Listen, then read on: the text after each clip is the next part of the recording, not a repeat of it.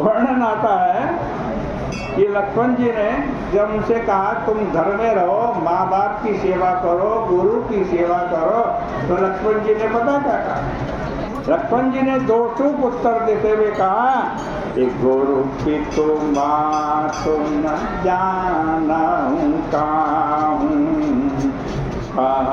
स्वभाव नाथ पतियाहूँ मोरे सवई एक तुम स्वामी मोरे सवई एक तुम स्वामी दीनबंधु और अंतरयामी। लक्ष्मण जी ने साफ साफ कह दिया कि महाराज मेरे तो एकमात्र स्वामी आप ही हैं, मैं तो जानता ही नहीं कि कौन गुरु है, कौन माता है, कौन पिता। मुझे इसमें कोई भ्रम नहीं। और सचमुच श्री लक्ष्मण जी तथा श्री सीता जी के जीवन में रंच मात्र भी भ्रम नहीं। श्री सीता जी ने कहा प्रभु न तो भ्रम की कोई समस्या होगी और न ही मुझे थकान होगी।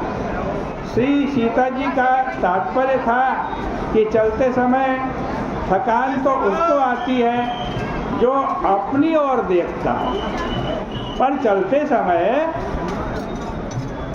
तो मैं अपनी ओर देखूंगी ही नहीं। अभी तो आपकी ओर देखती हुई चलूंगी, और जब चलूंगी आपको देखते देखते और आपके माथे पर पसीने के बूंद देखूंगी, तब फिर मेरे जीवन में दुख का प्रश्न ही कहाँ है।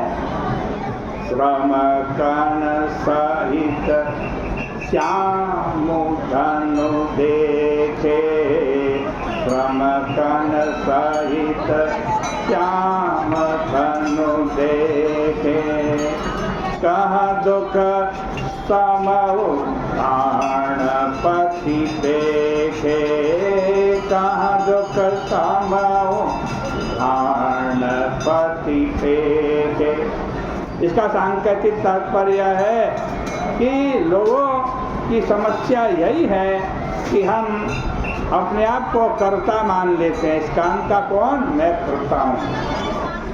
इतना दुख हमारे जीवन में नहीं है, उससे अधिक यह कल्पना हमें दुख दे रही है कि हमारे ऊपर तो बहुत बड़ा बोझ है।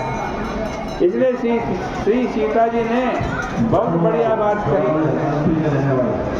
उन्होंने कहा यदि हम अपनी ओर देखना बंद करके प्रभु की ओर देखने की चेष्टा करें तो हमारा यह मिथ्या भ्रम मिट जाएगा कि सारा भार हमारे सिर के ऊपर।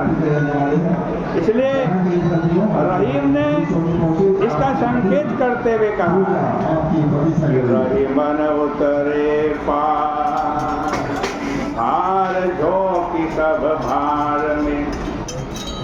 इसका तात्पर्य है कि भार उठाने की शक्ति तो प्रभु के द्वारा ही मिलती है। श्री सीता जी का तात्पर्य है कि जो व्यक्ति आपके आज कहते हैं श्रम की अनुभूति कराता है, वह अपने श्रम से मुक्त हो जाता है। जो निरंतर आपके साथ चल रहा है उसके सामने मार्ग की रंच मात्र भी समस्या नहीं है, भ्रम की भी समस्या नहीं है। जनक नंदनी का तात्पर्य था कि प्रभु इससे बढ़िया तो और कोई यात्रा होगी ही नहीं, क्योंकि अन्य यात्राओं में तो यात्रा करने के पश्चात लक्ष्य तक पहुंचा जाता है, पर यहाँ तो सारी यात्रा में लक्ष्य ही हमारे आगे आगे चल रहा है। इसलिए अब हमें किसी लक्ष्य तक पहुंचना शेष नहीं है। श्री सीता जी ने सुमंत जी से कहा कि आप हमारे पिताजी से जाकर के कह दीजिए कि मुझे रंच मात्र भी न श्रम है, न भ्रम है और न ही दुख होगा। इसका अभिप्राय यह है कि जिसने प्रभु के प्रति समर्पण कर दिया, जिसकी दृष्टि प्रभु पर है, जो ईश्वर के पीछे पीछे चलने की चेष्टा कर रहा है, उसके जीवन में भटकने की जरा सी भी संभावना नहीं है। ये तीनों पथिक मार्ग में चलते हुए हमें 3 सूत्र देते हैं और वे सब बड़े काम के हैं। इनमें से एक सूत्र की चर्चा आज पिछले दिनों आपके सामने की। वह सूत्र है कि आगे राम, पर आगे रहकर भगवान श्री राम करते क्या भाई? आगे आगे राम चल रहे हैं, पीछे पीछे सीता जी और लक्ष्मण जी चल रहे हैं। आगे आगे जब राम जी चल रहे हैं तो वहाँ क्या करते हैं? देखो, इस पर आपने कभी विचार किया है क्या?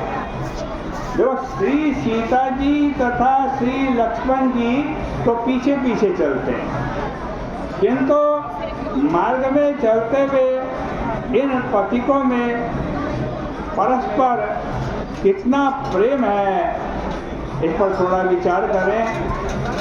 श्री सीता जी और श्री राम जी और श्री लक्ष्मण जी तीनों वन पथ पर चल रहे हैं और इनमें बड़ा प्रेम है। इनकी प्रेम की चर्चा कल के प्रसंग में करेंगे। आज की चर्चा का यही विराम करते हैं। बोले गंगा मैया की जय।